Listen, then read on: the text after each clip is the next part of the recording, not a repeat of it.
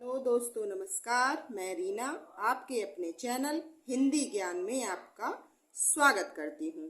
तो आज हम इस वीडियो में कुछ महत्वपूर्ण कथन पढ़ेंगे और उनको राइटर्स पढ़ेंगे, किसने लिखा है इन कथनों के। ये कथन प्रत्येक परीक्षा में पूछे जाते हैं और बहुत ही महत्वपूर्ण कथन हैं जिनको हम पढ़ेंगे। तो ठीक है, पढ़ना शुरू करते हैं।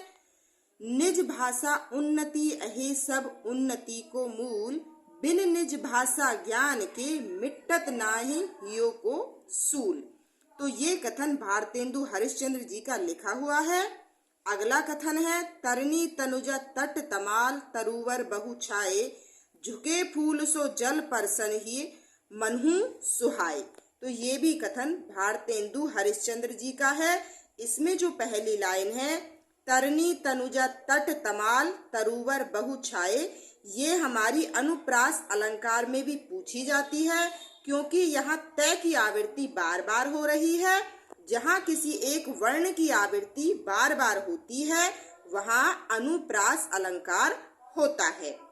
अगला है हमारा, पैधन विदेश चली जात है अहे अति ख्वारी। तो ये भी भारतेंदु हरिश्चंद्र जी का कथन है। अगला है हमारा, यह बयारी तब बदलेगी कछु पपीहा पूछिए पीव कहाँ। तो ये प्रताप नारायण मिश्र जी का कथन है। अगला है, जैसे कंता घर रहे तैसे रहे विदेश। तो ये कथन भी प्रताप नारायण मिश्र जी का है। अगला है हमारा, कौन करे जो नहीं कसकत सुनी विपत्ति बाल विधवन की। तो ये भी प्रताप नारायण मिश्र जी का कथन है। तो तीन कथन हमारे प्रताप नारायण मिश्र जी के हैं। अगला कथन है हमारा, जो विषया संतन तजी ताही मूण लपटाती।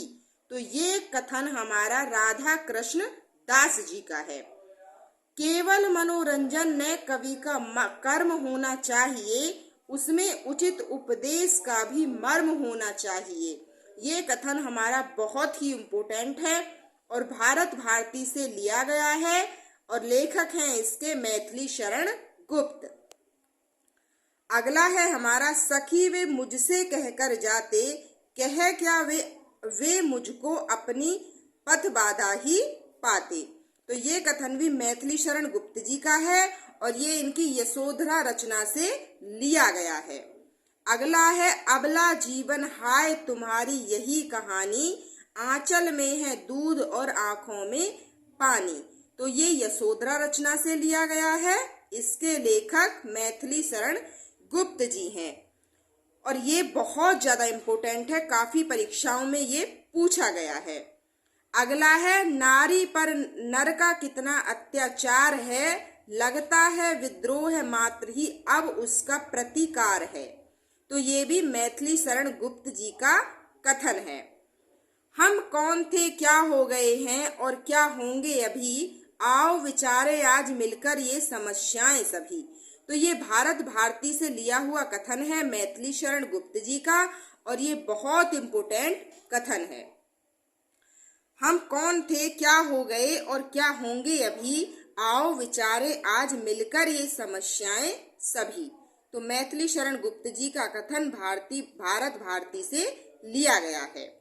अगला है, जिसको नहीं गौरव तथा निज देश का अभिमान है, वह नर नहीं पशु निराह और मृतक समान है।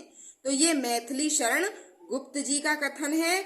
इसकी केवल जो लास्ट वाली लाइन है ये भी पूछ ली जाती है, सिर्फ नीचे वाली लाइन, वह नर नहीं नर पशु निराह जो मृतक समान है, ये इतना भी पूछ लिया जाता है। मैथिली शरण गुप्त जी का कथन है, बहुत इंपोर्टेंट कथन है। जिसको नहीं गौरव तथा निज देश का अभिमान है, वह नर नहीं नर पशु निराह और मृतक समान है। अगला है, अधिकार खोकर बैठना यह महादुष्कर्म है, न्यायार्थ अपने बंधु को भी दंड देना धर्म है। ये जयद्रथ वध से लिया गया है। जयद्रथ वध मैथिली शरण गुप्त की रचना है। ठीक है। अगला है, वही मनुष्य है जो मनुष्य के लिए मरे। ये मैथिली शरण गुप्त जी का कथन है। वही मनुष्य है जो मनुष्य के लिए मरे। ये बात भी सही है, वही इंसान है जो इंसान के काम आए, वरना सब बेकार है। आहा ग्राम जीवन भी क्या है, क्यों न इसे सबका मन चाहे। यह मैथिली शरण गुप्त जी का कथन है। अगला है, हाँ वृद्ध भारतवर्ष ही संसार का सिरमौर है, ऐसा पुरातन देश कोई विश्व में क्या और है।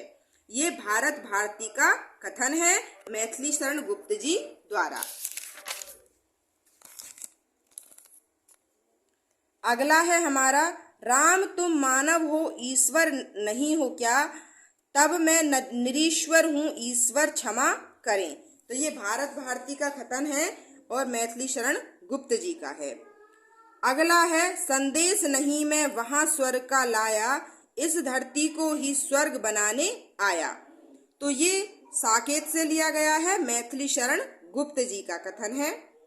अगला है, पराधीन रहकर अपना सुख शोक न कह सकता, यह अपमान जगत में केवल पशु ही सह सकता।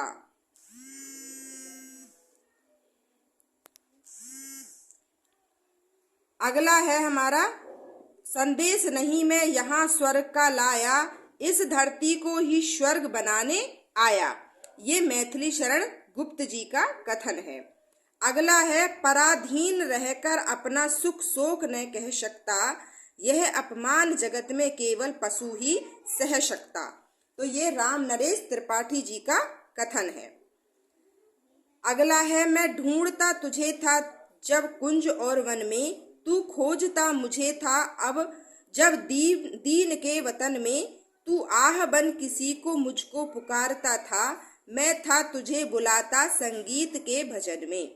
तो ये राम नरेश त्रिपाठी जी का कथन है। अगला है, अरुण यह मधु में देश हमारा, जहां पहुंच अनजान क्षितिज को मिलता एक सहारा। तो ये चंद्रगुप्त इनका नाटक है प्रसाद जी का, उससे लिया गया है। तो ये बहुत बार परीक्षाओं में पूछा गया है और नेट की परीक्षाओं में कई बार पूछा गया है। दुख की पिछली रजनी बीच विकसिता सुख का नवल प्रभात। ये कामायनी इनकी रचना है प्रसाद जी की, उससे लिया गया है। प्रकृति के यौवन का श्रृंगार मिलेंगे वे जाकर, अति शीघ्र आह उत्सुक है उनकी धूल। प्रकृति के यौवन का श्रृंगार करेंगे कभी न बासी फूल, मिलेंगे वे जाकर अति शीघ्र आह उत्सुक है उनकी धूल। तो ये भी कामायनी से लिया गया है, प्रसाद जी का कथन है। अगला है, नील परिधान बीच सुकुमार खुल रहा मृदुल अधकुला अंग, खिलाहो ज्यों बिजली का फूल मेघ बीच गुलाबी अंग। तो ये कामायनी से लिया गया है, प्रसाद जी का कथन है और ये बहुत बार पूछा गया है। नील परिधान बीच सुकुमार खुल रहा मृदुल